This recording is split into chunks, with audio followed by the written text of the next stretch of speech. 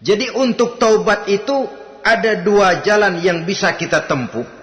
Pertama, taubat dengan lisan, taubat dengan ucapan.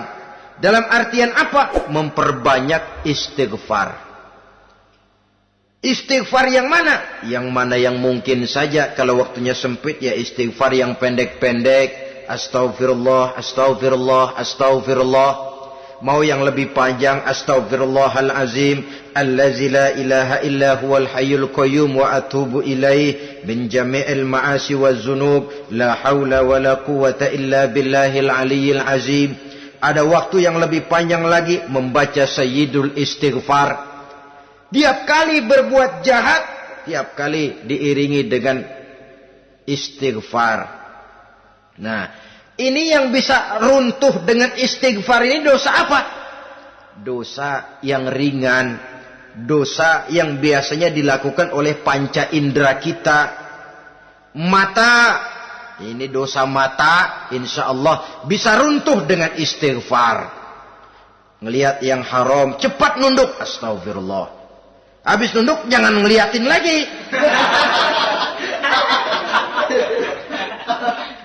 Kadang-kadang ngelihat nunduk istighfar, melotot lagi, istighfar lagi.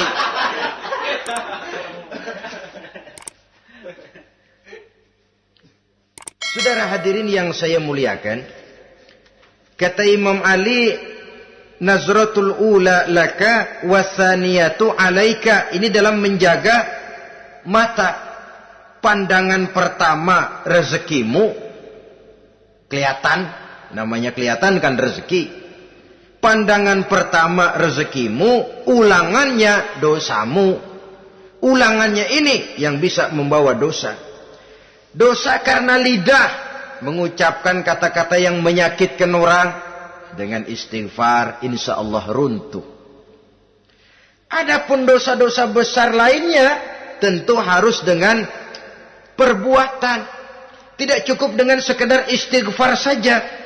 Perbuatannya apa? Itulah seperti yang sudah saya sampaikan pada ciri-ciri orang yang bertaubat tadi. Oleh karenanya, beruntunglah kita masih diberikan umur oleh Allah. Sehingga segala dosa dan kesalahan yang kita lakukan, kita masih punya kesempatan untuk mengadakan pemutihan, bertaubat kepada Allah. Nah, apa kemudahan yang diberikan Allah kepada orang yang melazimkan istighfar di dalam hidupnya? Pertama kata Nabi, man lazimal istighfar, siapa orang yang melazimkan, membiasakan diri istighfar, diberikan keistimewaan oleh Allah. Pertama, ja'alallahu lahu min kulli dhiqin makhraja. Allah akan memberikan jalan keluar untuknya dari segala macam kesulitan. Hidup ini kan problem. Makin tinggi status sosial, makin banyak urusan. Urusan akan selesai apabila hidup di dunia selesai. Kita menyangka orang lain lebih enak dari kita, padahal tiap orang punya urusan. Yang namanya enak barangkali persis seperti pelangi biang lala itu. Tidak pernah di atas kepala kita, di atas kepala orang lain saja. Begitu kita memandang keenakan dalam hidup ini. Petani bilang pedagang enak, pedagang bilang petani enak.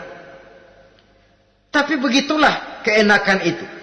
Orang yang melazimkan istighfar, dia akan diberikan jalan keluar dari segala macam kesulitan.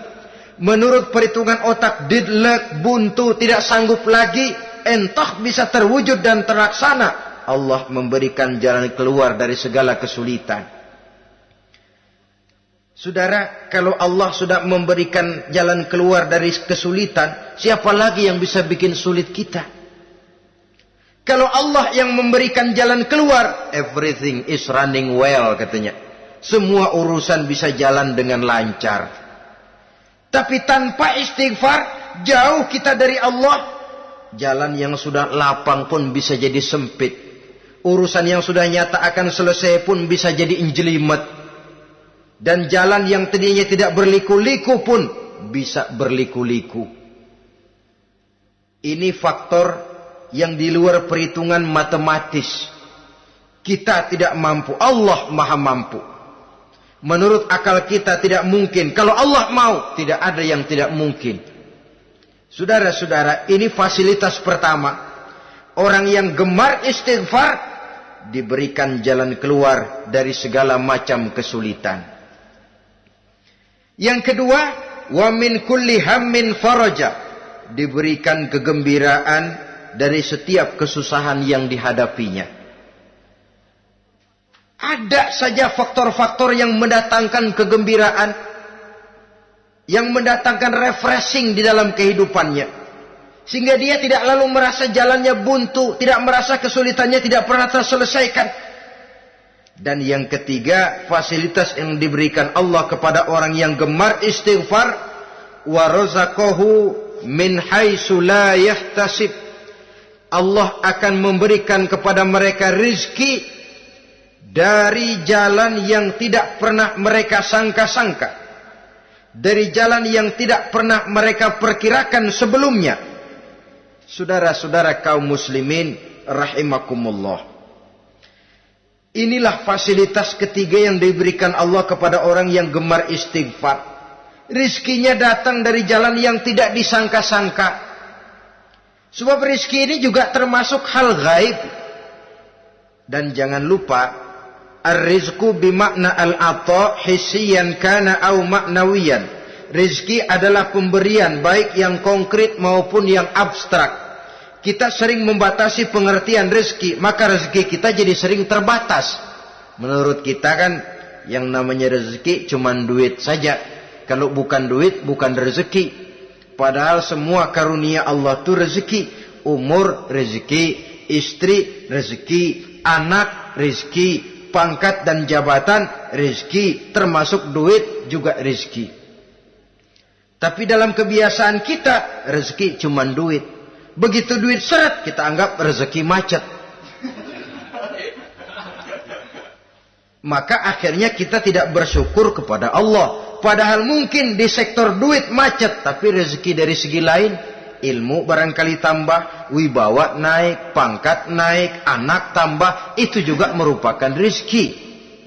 Saudara-saudara kaum muslimin rahimakumullah, orang yang gemar istighfar ini diberikan rezeki dari jalan yang tidak disangka-sangkanya, dibukakan perbendaharaan Allah untuknya, sehingga rezekinya datang dari cara yang tidak disangka-sangka. Allah maha kaya. Kalau dia mau, la mani'a lima a'taita wa la mu'tiya lima mana'ta. Tidak satu kekuatan pun yang mampu mencegah apa yang hendak diberikan Allah, dan tidak satu kekuatan pun yang sanggup memberikan apa yang dicegah oleh Allah Subhanahu wa taala. Ini keistimewaan yang diberikan Allah kepada mereka yang gemar beristighfar di dalam kehidupan ini. Jangan lagi berpikir, gua sih nggak punya dosa, istighfar amat. Sombong, saudara-saudara. Manusia itu lebih baik merasa banyak dosa daripada merasa tidak punya dosa.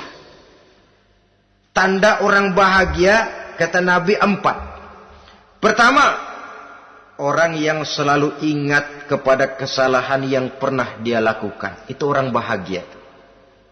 Selalu ingat kepada kesalahan yang pernah dilakukannya. Sehingga pada saat akan melakukan kesalahan yang baru, dia mikir-mikir.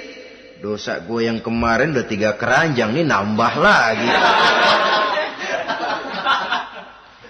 Ingatannya terhadap kesalahan yang lalu akan merupakan langkah preventif yang mencegah dirinya untuk tidak menambah kesalahannya. Orang bahagia, orang yang selalu ingat kesalahan yang pernah dia lakukan, terbayang di pelupuk mata, bukan ngumpet-ngumpetin dosa. Sebab apa yang mau kita umpetin di hadapan Allah? Yang kedua, tanda orang bahagia itu orang yang selalu melupakan kebaikannya. Kalau dia berbuat baik, dia lupakan. Dia anggap dirinya belum pernah berbuat baik. Sehingga di mana ada kebaikan, dia tidak bisa ikut. Dia merasa sangat rugi. Sebab dia anggap dirinya belum pernah berbuat baik. Yang ketiga, tanda orang bahagia. Dalam urusan dunia, dia lihat ke bawah. Sehingga timbul rasa syukurnya. Bahwa kalau dia sengsara masih banyak yang lebih sengsara dari dia. Bahwa kalau dia miskin masih jauh lebih banyak yang miskin dari dia. Bahwa kalau dia menemui kesulitan masih banyak yang jauh lebih sulit dari dia.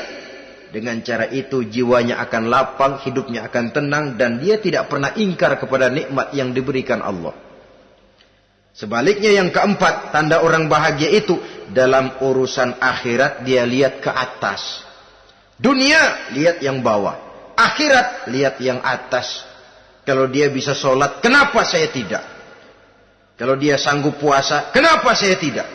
Kalau dia bisa baca Quran, kenapa saya tidak? Timbul panas, nyontoh ibadah mendatangkan kebahagiaan. Rakus ibadah malah dianjurkan, rakus dunia malah tercela. Nah, lawanannya orang celaka, saudara-saudara. Orang celaka juga tandanya 4 lawanan yang tadi itu. Pertama, orang yang selalu melupakan kesalahannya. Kalau berbuat dosa lupa, sok bersih. Alah, dosa gue mah dikit. Saudara hadirin yang saya muliakan, orang yang selalu melupakan kesalahan, menganggap dirinya bersih, akhirnya kalau ingin berbuat dosa nggak mikir-mikir. Tidak ada lagi yang ditimbang-timbang. Selanjutnya, yang kedua, orang celaka itu orang yang selalu mengingat kebaikannya. Akhirnya apa? Timbul sifat nepuk dada, membanggakan jasa. Lahirlah pahlawan-pahlawan kesiangan. Selalu membanggakan diri, nepuk dada. Kalau enggak saya. Itu masjid, kalau enggak saya. Itu pesantren, kalau enggak saya. Itu umat, kalau enggak saya. Memangnya kalau enggak sampean kenapa? Orang yang celaka adalah orang yang selalu menghitung-hitung kebaikan yang pernah dikerjakannya. Keikhlasannya kurang, makin dia hitung, makin kurang nilai pahalanya.